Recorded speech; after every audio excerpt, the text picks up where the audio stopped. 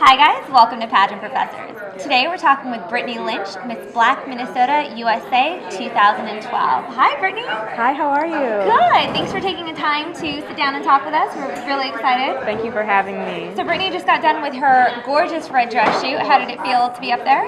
It felt great. I felt like a superstar. I'm in my beautiful glitzy red dress and I'm having tons of fun. Love it. Well, you looked fantastic.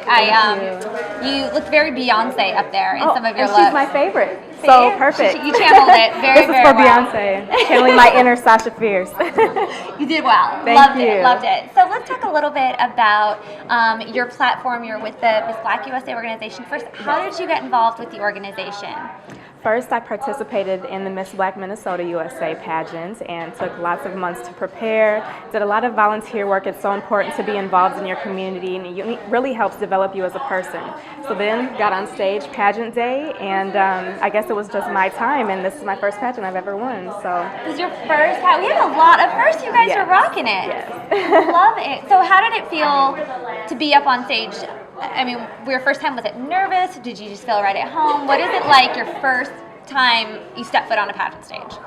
The first time you ever step foot on a pageant stage, it can be very nerve-wracking. It's actually the third pageant I've competed in, first one I've won. So after trial and error, much prayer, much practice, I felt very at peace on stage and I just went out and was myself. And that's the best thing you can possibly do in pageantry is be yourself. And clearly that was all it took because you're here now. I'm here. You're getting ready for nationals. So what is your preparation method now? Moving into nationals, do you have any routines that you're sticking with, or? There are several routines. Number one is taking care of myself. You know, we get so crazy with our schedules at home. We do lots of at-home appearances, even more community service work, and it can be exhausting. You know, we work, we're in school, so it's really important that I make sure I'm rested, well-fed, exercising to release stress, going out with my girls and just being silly or having slumber parties and really just making sure I'm happy overall. Love it. So what is your platform with the organization? Because you're spending this year championing a cause. So what's a cause that's near and dear to you?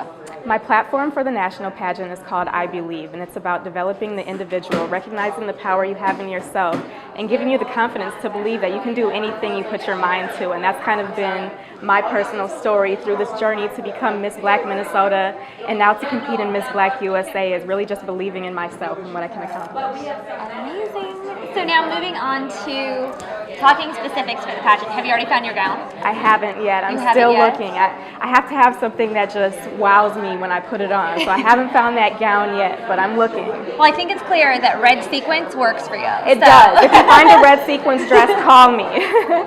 Amazing. So what would you say is your one pageant item that you cannot live without? I don't have necessarily one pageant item that I can't live without. I'd have two, I guess I'd say. One, eyelashes.